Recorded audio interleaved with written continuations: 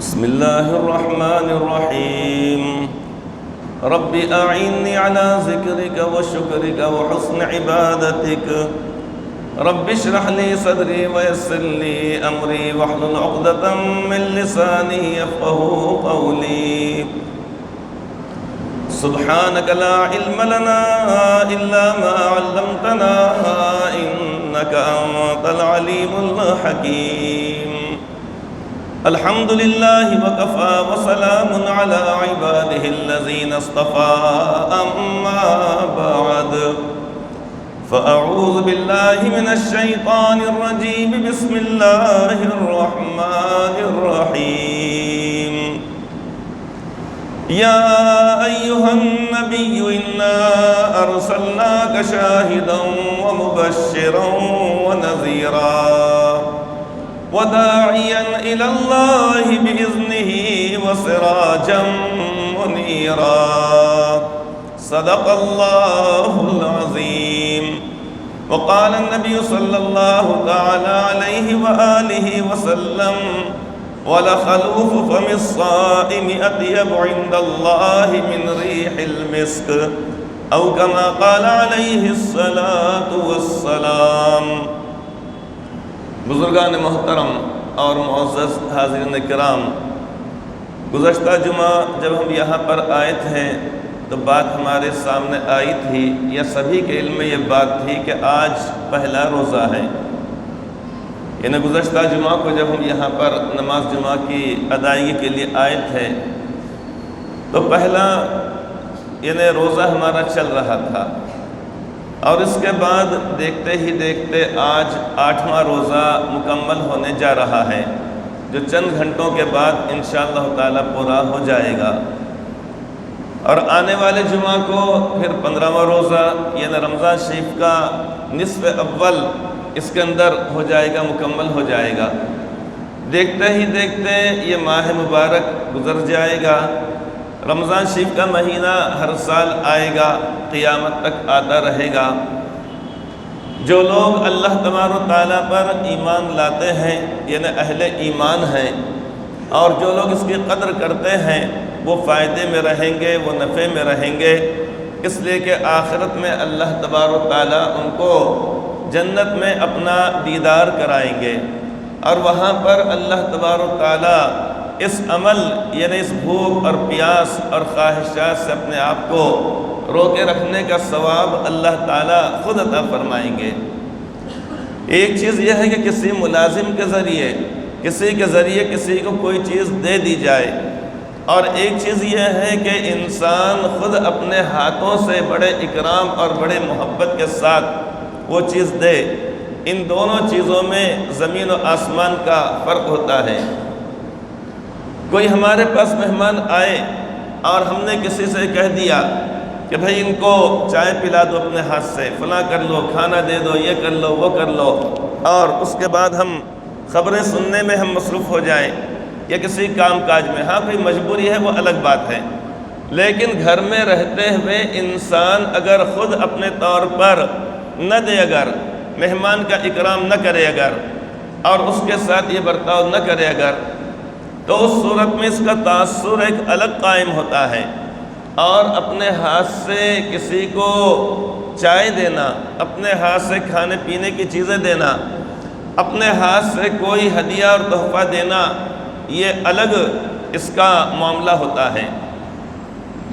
جن لوگوں کو کوئی اعزاز دیا جاتا ہے، کوئی بڑا ملکی اعزاز دیا جاتا ہے، تو ایسا بھی ہو سکتا کہ وہ اعزاز اور وہ اکرام اور جو چیز دینی ہے وہاں سے دہلی مرکز سے بھجوا دی جائے، اور اس کے بعد دیہات کا جو شخص کے گرداور کہلاتا ہے، یہ اسی طریقے سے سرپنچ، ہر ایک کے سر میں پنچ کرنے والا، یہ مطلب ہو گیا سرپنچ، اس کے بھی سر میں پنچ، اس کے بھی سر میں پنچ، اس کے بھی سر میں پنچ، کس کا بھی کام نہیں بنانے کا سرپنچ نے تو اور کیا ہے، یہ تو بات ہوگی۔ تو اس کے ہاتھ سے وہ اعزاز دے دیا جاتا۔ اب وہ سرپنچ صاحب آتے یعنی تو ہم بلا لیتے ہیں اور کہتے بھائی آپ کو یہ بھارت رتن یعنی ایوارڈ دیا جا رہا ہے، سرپنچ کے ہاتھ سے، یہ گرداور کے ہاتھ سے وہ اگر جائے تو اب آپ بتائیے کیا اس اعزاز کی، اس ایوارڈ کی کوئی اہمیت باقی رہ جاتی ہے؟ کیا باقی رہ جائے گی؟ لیکن ہوتا یہ ہے کہ 26 جنوری کے موقع پر، 15 اور 14 اگست کے موقع پر یا کسی اور موقع پر بلایا جاتا ہے، اور صدارت کا جو صدارتی محل ہے وہاں پر بڑے اعزاز کے ساتھ، بڑے اکرام کے ساتھ بڑی محفل سجائی جاتی ہے، معززین جمع رہتے ہیں، ملک کے وزیر اعظم اس کے اندر موجود ہوتے ہیں، وزراء، ان کی کابینہ موجود ہوتی ہے، اور ان کی موجودگی میں صدر مملکت کے ہاتھ سے وہ ایوارڈ دیا جاتا ہے۔ اب سرپنچ کے ہاتھ سے دینے میں اور صدر مملکت کے ہاتھ سے دینے میں دونوں میں فرق ہے کہ نہیں ہے؟ ایوارڈ وہی ہے، لیکن ہاتھ بدل گیا، شخصیت بدل گئی، مرتبہ اور مقام بڑھ جاتا ہے۔ لوگ پھٹی نگاہوں سے دیکھتے ہیں، ارے ان کو تو ان کے ہاتھ سے یہ ایوارڈ ملا ہے، فلاں کے ہاتھ سے ملا ہے، فلاں کے ہاتھ سے ملا ہے۔ صوبائی طور پہ وزیر اعلیٰ یعنی گورنر کے ہاتھ سے دیا جائے تو وہ ایک اعزاز ہوتا ہے، اور وہی اگر کسی کے ہاتھ سے بھجوا دیا اگر جائے، کسی یعنی آفس کے چپراسی کے ہاتھ سے بھجوا دیا جائے، جبکہ اس کے اندر کوئی کمی نہیں، وہ ساری چیزیں موجود ہیں، لیکن ان دونوں کے اندر بڑا فرق ہوتا ہے۔ تو حدیث پاک میں اللہ کے پیارے نبی صلی اللہ علیہ وسلم نے یہ بات بھی ارشاد فرمائی ہے کہ اللہ تعالیٰ فرماتے ہیں الصوم لی وانا اجزی بہ، کہ روزہ میرے لیے ہے اور میں ہی اس کی جزا دوں گا، اس کا بدلہ دوں گا۔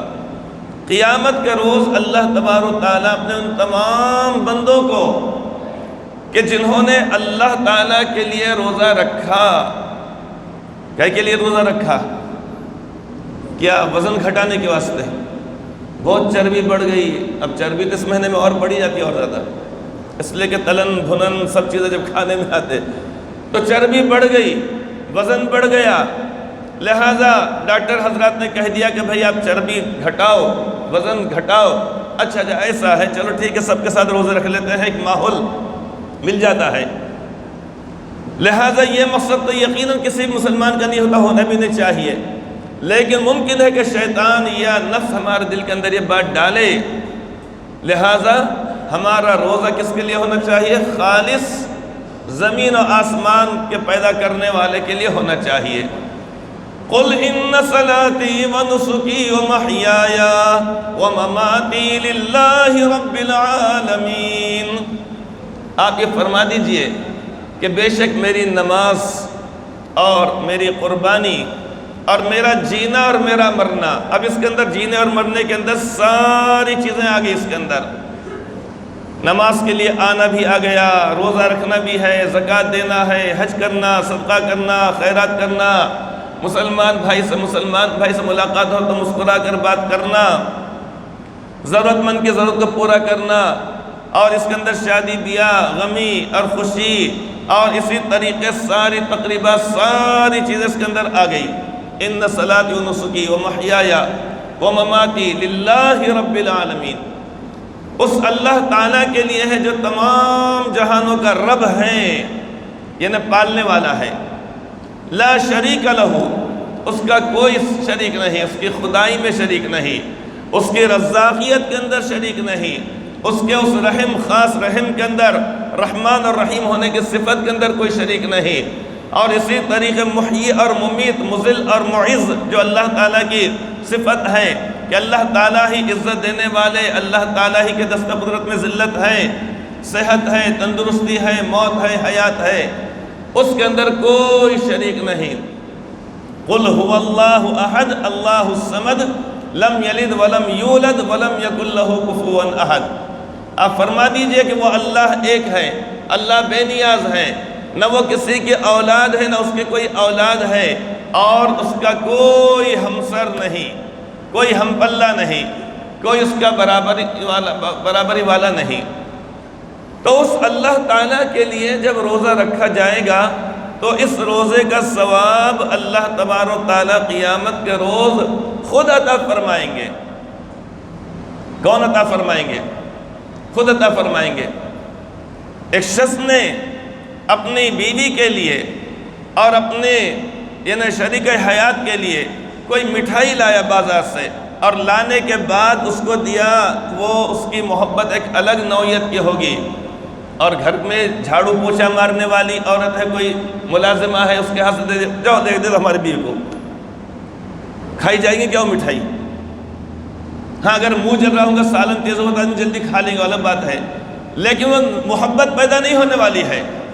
اور وہی شوہر اگر یہ کہہ دے اگر کہ بیگم دیکھو خاص میں تمہارے ہی واسطے لایا ہوں، بس تم ہے اور میں ہوں، یعنی بس میں نے تمہارے واسطے لے کر آیا ہی ہے، خاص مٹھائی ہے یہ، شہر ناندیڑ کی، یہ اسی طریق میں بمبئی گیا تو وہاں سے افلاطون میں تمہارے لیے لایا ہوں، سلیمان عثمان مٹھائی والوں کے پاس سے میں لے کر آیا ہوں، اب یہ تمہارے ہی واسطے لایا ہے۔ اب بتائیے کہ اس کے دل میں محبت کس طریقے پیدا ہوگی؟ ہاتھ تو حالانکہ وہی ہے، شوہر کا ہاتھ ہو یا ایک ملازمہ کا ہاتھ ہو، ہاتھ ہونے کے اعتبار سے ہاتھ ہے، لیکن ہاتھ بدل جانے کی وجہ سے بڑا اعزاز ہوتا ہے۔ ایک وقت میں ہمارے ملک کے وزیر اعظم نے خود چائے بنا کر یعنی امریکہ کے صدر کو پیش کیے تھے، مطلب پورے ملک کی جانب سے اعزاز کر کے دیا گیا تھا۔ وہ بات الگ ہوتی ہے نہیں ہوتی ہے کہ اپنے ہاتھ سے چائے بنا کر پیش کیا جائے، اس کے اندر وہ آنے والے ایک مہمان کا اکرام اور اعزاز ہے، ایک بہت بڑی بات ہوتی ہے۔ تو اللہ تبارک و تعالیٰ اپنے ان بندوں کو، اپنے بندوں کو نہیں، بندے تو اغیار بھی ہیں، یہودی بھی ہیں، نصرانی بھی ہیں، مشرکین بھی ہیں، اسی طریقے سے جو اللہ تعالیٰ کی رزاقیت کا یا الوہیت کا انکار کرنے والے ہیں، دہریے جنہیں کہا جاتا وہ بھی ہیں، اور سینکڑوں ہزاروں لاکھوں معبودان باطل کی پرستش کرنے والے ہیں وہ بھی ہیں، اور پھر ان کے اندر ایمان والے بھی ہیں۔ لیکن ایمان والوں کے اندر وہ لوگ، منتخب لوگ کہ جنہوں نے اللہ تبارک و تعالیٰ کی رضا اور خوشنودی کے لیے روزہ رکھا، کیا رکھا؟ روزہ رکھا، تو اللہ تبارک و تعالیٰ یہ اعزاز اور اکرام فرمائیں گے کہ قیامت کے روز خود اللہ تبارک و تعالیٰ اس کا بدلہ عطا فرمائیں گے۔ اب کیا عطا فرمائیں گے؟ اس کا تجربہ نہ مجھے ہے، نہ آپ کو ہے، نہ کسی کو ہے۔ جب تجربے سے جب گزریں گے انشاءاللہ تعالیٰ قیامت کے روز میدان حشر میں، اس وقت ہی معلوم ہونے والا ہے۔ صرف حدیث پاک میں بتلا دیا گیا ہے کہ اللہ تعالیٰ فرماتے ہیں الصوم لی وانا اجزی بہ، کہ روزہ میرے لیے ہے، حالانکہ ساری عبادتیں ہیں اللہ تعالیٰ کے لیے۔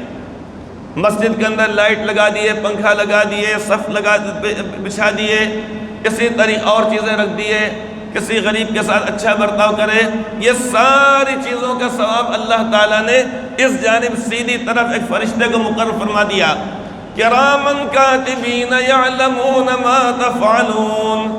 اب یہ فرشتہ لکھ دے گا یہاں پر، انہوں نے صف دیے، رمضان شریف میں لا کے پارے کا ڈبہ ضرورت نہیں تھی مگر پھر بھی لا کے دے دیے، یہ تو کرتے ہیں نا ہم لوگ۔ مسجد کے ذمہ داران لوگ پریشان، ساری مسجد کے اندر کیا کرنا، شریعت کا حکم معلوم کرے علماء کرام سے بتا دیتے ہیں نہیں، جو چیز جہاں پر ایک مرتبہ وقف کر دی گئی اب اس کو وہاں سے ہٹایا نہیں جا سکتا۔ اب ہوا یہ کہ اتنے زیادہ قرآن کریم ساری مسجدوں میں آگے پاروں کے ڈبے آ گئے کہ پڑھنے والے کم، دینے والے زیادہ ہو گئے۔ اس لیے دیکھنا چاہیے کہاں پر کس چیز کی ضرورت ہے، وہ چیز دینا چاہیے۔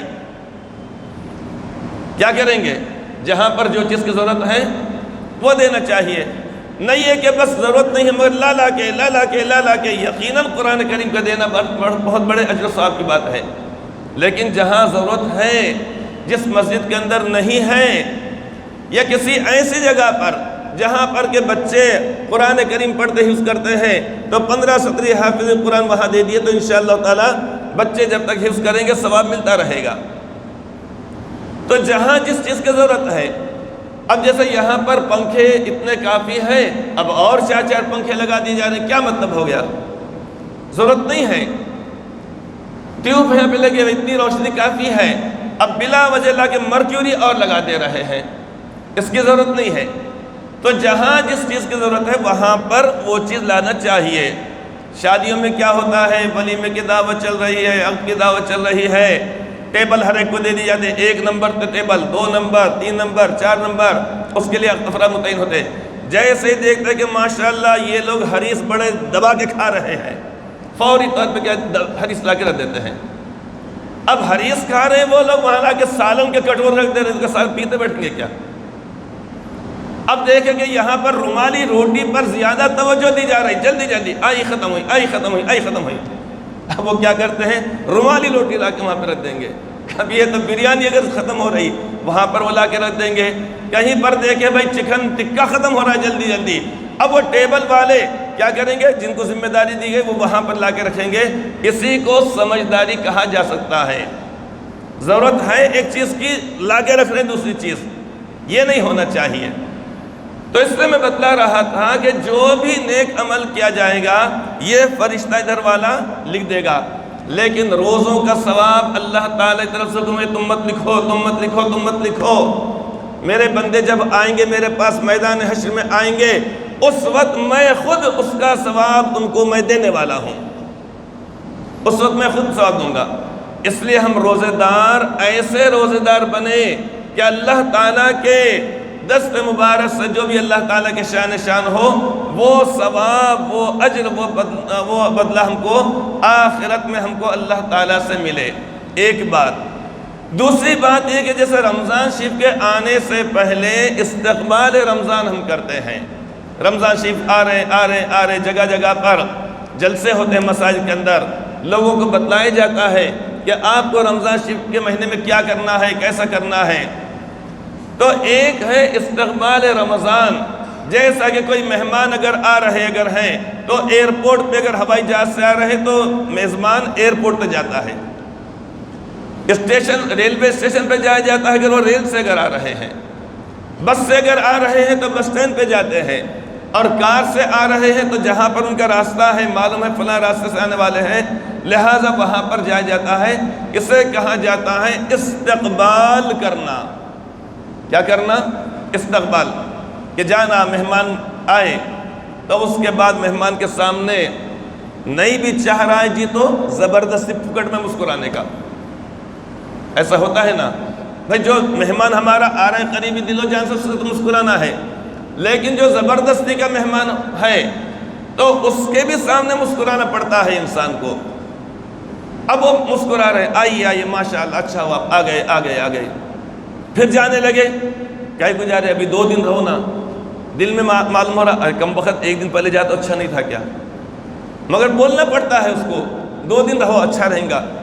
اور حیدرآباد میں اگر چل جائیں گے تو کھانا تو کھا کے آگے ہوں گے، ناشتے کا تو کوئی اور انتظام کر لیے ہوں گے، چائے تو آپ ہمارے پاس نہیں پئیں گے چونکہ آپ کو ہماری چائے پسند نہیں آتی، سب سے چھٹی ہوگی، پھر تو کھانا بھی کھا لیے ہوں گے، چائے بھی کہیں پی لیے ہوں گے، اور وہ بھی اس کا مطلب نہیں کہ پورے حیدرآباد میں سب نہیں، حیدرآباد کی بریانی، حیدرآباد کے پکوان کا یعنی پرچھائیاں ہمارے اوپر ناندیڑ کے اوپر پڑتے رہتی ہے۔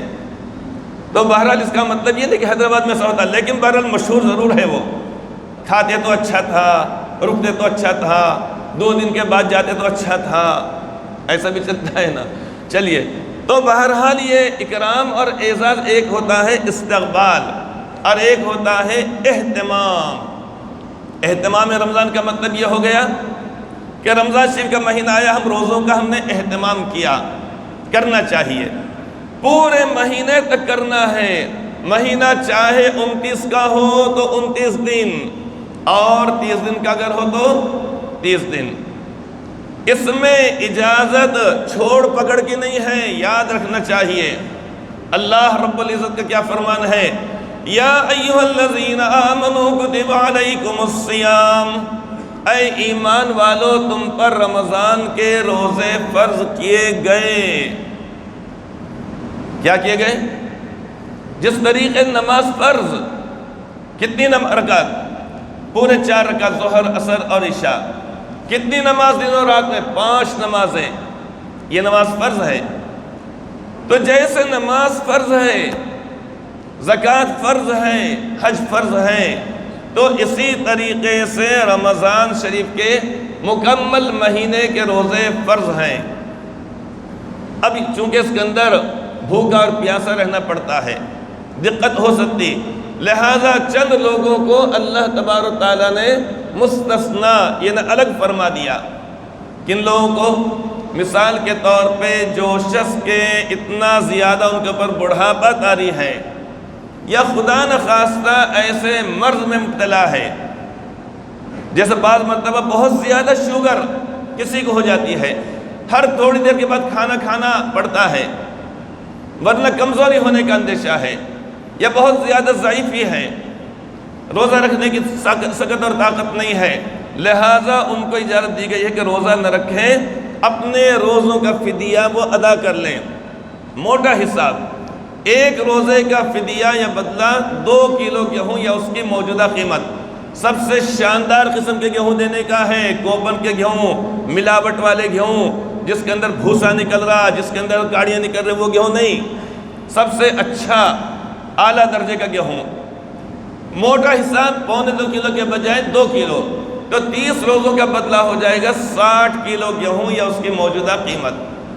اب ان لوگوں کو اجازت دی گئی ہے، ایسے مرض میں مبتلا لوگ یا ایسی ضعیفی اور ایسا بڑھاپا کہ جس میں وظیفہ تو لے سکتے ہیں، روزہ نہیں رکھ سکتے، کیا کر سکتے ہیں؟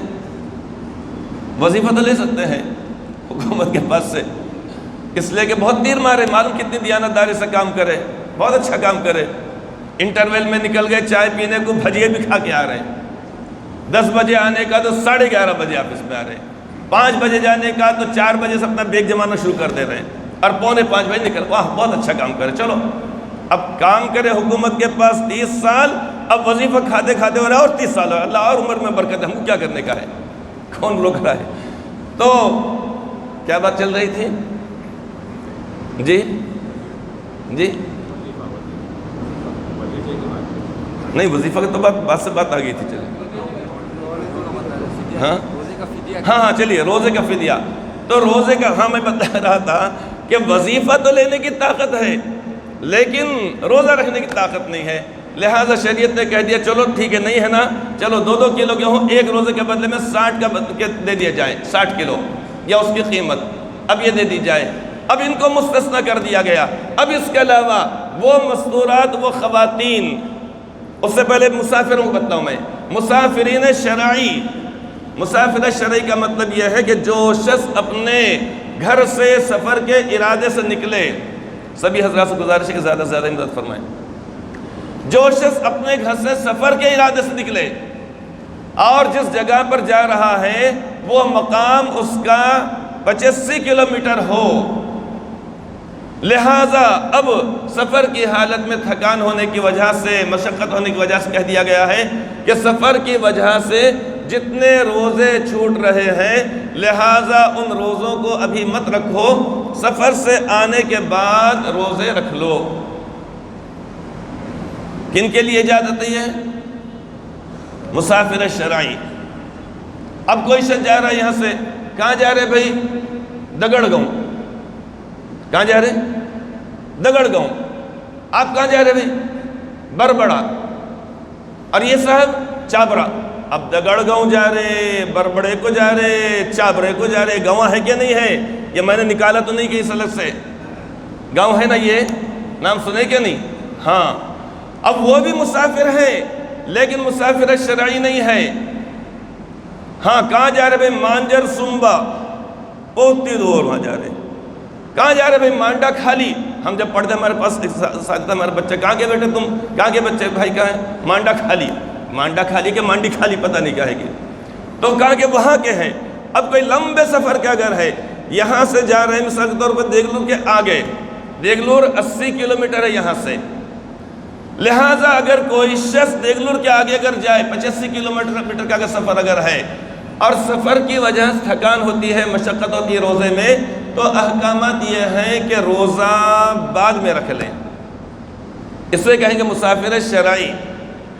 لیکن اگر ان لوگوں کو تھکان نہیں ہوتی، نوجوان ہیں، صحت مند ہیں، تندرست ہیں، روزہ رکھنے کی طاقت ہے، تو اللہ تعالیٰ فرمان ہے وَأَن تَصُومُوا خَيْرٌ لَكُمْ، اگر تم روزہ رکھو تو یہ زیادہ اچھا ہے۔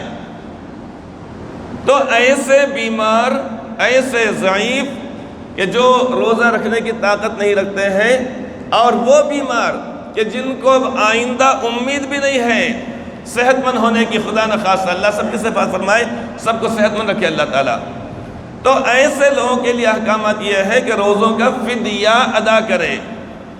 ہدیہ نہیں ہے وہ، فدیہ اور ہدیے میں فرق ہوتا ہے۔ ہدیے کا مطلب 2 روپے بھی دے تو لے لینا، اور 2000 بھی دے تو خاموشی سے لے کے جیب میں رکھ لینا، اس کو بولتے ہیں ہدیہ۔ اب لوگ کسی بھی چیز کو ہدیہ ہی بول دے رہے، حج کو جا رہے ہیں وہاں پہ لکھ رہے پورا خرچ 5.5 لاکھ روپے ہدیہ۔ اب ہدیہ کے 5.5 لاکھ روپے کیسا ہوتا ہے؟ سیدھا سیدھا لکھو خرچ حج یا اخراجات حج، ایسا لکھنا چاہیے۔ قرآن کریم دے رہے ہیں، ٹھیک ہے ہدیہ اس کو احترام میں کہا جاتا ہے، کہا جا سکتا ہے، وہاں پر کہا جاتا ہے قرآن کریم کے اکرام میں، لیکن جہاں پر جن چیزوں کے تعلق سے ہدیہ نہیں تو وہاں پر نہیں کہنا چاہیے۔ تو فدیہ ہے روزوں کا، وہ جو بتلایا ہوں میں، لیکن جو مسافر شرعی ہے یا جو وقتی طور پر بیمار ہو جائے، اللہ سب کی حفاظت فرمائے، تو ان کے لیے، مسافرین شرعی کے لیے، اور جو وقتی طور پر بیمار ہو جائے، عین رمضان سے پہلے یا رمضان میں یا رمضان ختم ہونے سے بیمار ہو جائے اور روزہ رکھنے کی طاقت نہ ہو، تو احکامات یہ ہے کہ بعد میں رمضان شریف کا مہینہ ہونے کے بعد، صحت ہونے کے بعد، یا مسافر شرعی کے گھر کو آنے کے بعد، رمضان شریف کے بعد چھوٹے ہوئے روزوں کو رکھ لینا چاہیے۔ روزے معاف نہیں ہیں، ان کے لیے فدیہ اور ہدیہ نہیں ہے۔ اسی طریقے سے وہ مستورات جن کو ماہواری آتی ہو، حائضہ جسے فقہی اصطلاح میں کہا جاتا ہے، نافسہ یعنی جن کو بچے کی پیدائش کے بعد جو خون آتا ہے، جس کی زیادہ سے زیادہ مدت 40 دن ہے، کم از کم کی کوئی مدت نہیں ہے۔ اسی طریقے سے جن کو ماہواری آتی ہو، ہر مہینے میں جو خون آتا ہو، کم سے کم 3 دن اور زیادہ سے زیادہ 10 دن ہے، ان دنوں میں روزہ رکھنے کی اجازت نہیں ہے۔ اور وہ عورتیں جو حاملہ کہلاتی ہیں، یعنی جن کے پیٹ میں بچہ ہے اور اندیشہ ہے کہ اگر وہ روزہ رکھیں گی تو خود کو تکلیف ہوگی یا بچے کو نقصان پہنچے گا، وہ عورتیں جن کو مرضیہ کہا جاتا ہے کہ جن کے چھوٹے بچے ہیں، اگر وہ روزہ رکھیں گی تو اس صورت میں یہ خود پریشان ہوگی اور بچے کو دودھ نہیں ملے گا۔ حاملہ، مرضیہ، اسی طریقے سے حائضہ، نافسہ، یہ فقہ کی اصطلاحات ہیں، یعنی یہ خواتین کے بارے میں ہے۔ تو ان لوگوں کو حکم یہ ہے کہ وقتی طور پر ان کی مجبوریاں ہیں، ابھی روزہ نہ رکھیں، جب یہ مجبوریاں ختم ہو جائیں گی اس وقت چھوٹے ہوئے روزوں کو ادا کر لیں، اس وقت ادا کرنے کا حکم دیا گیا ہے۔ اب مردوں کے لیے اللہ کا شکر ہے کہ اس میں سے کوئی بھی چیز نہیں ہے، خالی مسافر شرعی ہو سکتے ہیں یا خدا نخواستہ بڑھاپا یا بیماری، باقی اور جو چیزیں بتلایا ہوں نا میں، کہیں پہ دنیا میں ایسا ہوتا ہے کیا؟ کیوں بھائی؟ ارے بابا کیا کروں، 3 پاؤنڈ کا بچے سے میرے ساتھ، کہیں ایسا ہوتا ہے کیا؟ کوئی نہیں ہے۔ کیوں بھائی کیا بات ہے؟ بچے کو دودھ پلانے کا ہے۔ اللہ نے یہ چیز مردوں کے ساتھ نہیں رکھی ہے کہ ان کو کہا کہ تم باہر جا کے انتظام کرو اپنے لیے بچوں کا، اور ان سے کہا کہ تم بیٹھ کے گھر میں دودھ پلاتے بیٹھو، ورنہ اگر ان کو بھی لگا دیتے ان کو بھی لگا دیتے بڑا ٹیڑھا مسئلہ ہو جاتا۔ مسجد میں آج دودھ پلاتے بچوں کو آ رہے ہیں، کیسا منظر ہوتا تھا، کیا ٹیڑھا مسئلہ ہوتا تھا۔ تو بہرحال یہ میں بتلا رہا تھا کہ اللہ تعالیٰ نے تقسیم فرما دیا کہ اگر مردوں میں سے اگر بیمار ہیں، مسافر ہیں یا بوڑھے ہیں، چلو روزہ مت رکھو، اور عورتوں میں اگر یہ مجبوریاں ہیں تو یہ وقتی مجبوریاں ہیں، لہٰذا بعد میں روزہ رکھو۔ یہ بتلانا ضروری اس لیے ہے کہ اگر لا علمی کی وجہ سے اگر ہم نے اس کے اندر کچھ غلطی کر دی تو آخرت میں ثواب سے محروم ہو جائیں گے۔ لہٰذا یہ روزہ رکھنا اللہ رب العزت نے اپنے بندوں کے اوپر فرض فرمایا ہے۔ تو ایک ہے استقبال رمضان، ایک ہے اہتمام رمضان۔ اگر ہمارے پاس اگر وہ مہمان آتے ہیں، اہتمام، یہ پکانے کا، وہ پکانے کا، وہ پکانے، یہ ہوگا اہتمام۔ تیسری چیز ہے احترام رمضان۔ کیا چیز ہے؟ احترام۔ احترام کا مطلب کسی کو بھی کوئی چیز بڑے ادب سے، احترام سے یا بے عزتی کے بغیر دی جائے۔ ایک شخص نے ہمارے پاس دن بھر کام کاج کیا اور شام میں اس کی مزدوری ہمارے سب پھینک کے دیں گے، تو بتائیے وہ لے گا اس کو؟ فقیر بھی نہیں لے گا، غریب بھی نہیں لے گا۔ کیوں؟ اس لیے کہ اس کے اندر بے احترامی اور بے اکرامی کی بات ہے۔ یہ رمضان شریف کا مہینہ، اس کے اندر جہاں پر ہم کو اہتمام کرنا ہے، احترام بھی کرنا ہے۔ احترام کیا کرنا ہے؟ مثال کے طور پہ جس عورت کو حیض آ رہا، نفاس ہے، مرضعہ ہے، بچے کو دودھ پلانا ہے، یا اسی طرح جو بوڑھے لوگ ہیں یا مسافرین شرعی ہیں، ان کو حکم یہ دیا گیا ہے کہ رمضان میں کھا سکتے ہیں، لیکن اہم بات بتا رہا ہوں میں، ان کے لیے بھی احکامات یہ ہے کہ پوشیدہ طور پہ کھاؤ۔ کیسے کھاؤ؟ پوشیدہ طور پہ کھاؤ۔ گھر کے اندر بھی اگر کھا رہی ہے مستورات کھانا، تو یہ نہیں کہ سب کے سامنے بیٹھ کر کھائیں گی، بلکہ وہاں پر پوشیدہ طور پہ کھانے کا حکم دیا گیا ہے۔ کیسا حکم دیا گیا ہے؟ پوشیدہ طور پہ۔ پوشیدہ طور پہ کا مطلب یہ نہیں کہ بالکل بہت زیادہ ایک دم اس کا وہ کیا جائے، بس یہ کہ 4 لوگوں کے سامنے، گھر کے افراد کے سامنے کھانا چاہیے۔ اسی طریقے سے مسافرین شرعی وغیرہ اگر ہیں، لہٰذا ان کو اجازت دی گئی ہے، لیکن ہم سے ہی بے احترامی ہوتی ہے۔ مثال کے طور پہ رمضان شریف میں ہماری کھانے پینے کی ہوٹلیں کھلی رہنا اس بات کی علامت ہے کہ ہم رمضان شریف کا اکرام نہیں کر رہے ہیں۔ کون سی ہوٹل کھلی نہیں رہنا چاہیے؟ کھانے پینے کی، اور اس کے علاوہ چائے کی ہوٹل، تہاری کی ہوٹل، مٹھائی کی ہوٹل، یہ چیزیں کھلی رہتی اگر ہیں تو اس صورت میں لکھ کر وہاں پر لگانا چاہیے صرف مسافرین شرعی کے لیے ہے، یا یہ کہ یہاں پر پارسل دیا جائے گا، یعنی صرف پارسل دیا جائے گا، یہ ہونا چاہیے۔ اب یہ نہیں کر کے رمضان غیر رمضان میں لوگ آ رہے ہیں، کھا رہے ہیں، اس کا مطلب یہ ہے کہ ہم رمضان شریف کی وہ حرمت جو ہونی چاہیے وہ نہیں کر رہے ہیں۔ کھانے پینے کی ہوٹل، چائے کی ہوٹل، مٹھائی کی دکان، پان پٹی، یہ چیزیں، یہ تہاری کی ہوٹلیں وغیرہ، یہ نہیں ہونا چاہیے۔ سوچنے کی بات ہے کہ شوہر کا احترام بیوی نہیں کرے گی تو کون کرے گا؟ بیوی کی عزت شوہر نہیں کرے گا تو کون کرے گا؟ باپ کا احترام بیٹا نہیں کرے گا تو کون کرے گا؟ مسجد کا احترام مسلمان نہیں کرے گا تو اور کون کرے گا؟ قرآن کریم کا اکرام مسلمان نہیں کرے گا تو کون کرے گا؟ اسی طریقے سے رمضان شریف کا احترام ایک مسلمان نہیں کرے گا تو پھر کیا اغیار کریں گے؟ کون کرے گا؟ مسلمانوں کرنا پڑے گا نا۔ کیا مطلب ہو گیا کہ ایک جانب رمضان شریف کا مہینہ چل رہا ہے اور ہمارے پاس ہوٹلیں، ہمارے پاس مراد کہ جہاں کہیں ہوٹلیں کھانے پینے کی جو ہوتی ہیں وہ کھلی رہے۔ اگر کوئی یہ عذر کرے اور کہے نہیں ہم مسافروں کے لیے رکھتے ہیں، تو مسافروں کی ایسی ذمہ داری ہمارے اوپر نہیں ہے۔ ہمارے سے اللہ تعالیٰ نہیں پوچھیں گے کہ تم نے مسافروں کے واسطے ہوٹل کیوں نہیں کھلی رکھے۔ مسافروں کی ذمہ داری ہے جب شرعی سفر ہے تو اپنا کھانا لے کر جائے، ورنہ جا کر کہیں اور جا کے بھاجی پوری کھائے، وہ ہوٹل ملیں گے کھلی۔ بس یہاں پہ بات ختم کر دی جاتی ہے چونکہ وقت ہو گیا ہے، اور ایک اعلان خالی بس 1 منٹ کے اندر کرنا ہے کہ دارالمحمدیہ بسمت نگر کا انشاءاللہ تعالیٰ تعاون آپ حضرات شب قدر میں تو انشاءاللہ تعالیٰ کرتے ہیں۔ اس کے علاوہ ہمارے حافظ المبین صاحب کے پاس اور ہمارے ایوب بھائی عطار، ان کے پاس بھی جمع کر سکتے ہیں، یا میرے پاس یہاں پر رسید رکھی ہوئی رہتی ہے۔